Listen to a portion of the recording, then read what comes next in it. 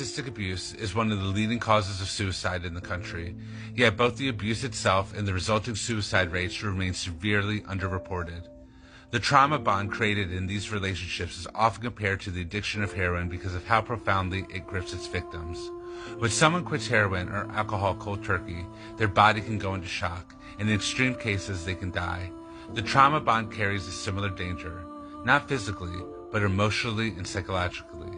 The sudden discard by our narcissist, paired with the complete emotional and often physical cutoff, creates an overwhelming grief that can feel impossible to survive. Victims face the devastating realization that the person that they loved never truly existed, and they're left with a profound sense of loss and betrayal. And what's worse is narcissists often purposely antagonize their victims in this vulnerable state, pushing them closer to the edge. They know exactly what they're doing, and they do it with chilling precision. When a victim takes their own life, the narcissist steps back into the narrative, not as the abuser, but as a grieving victim.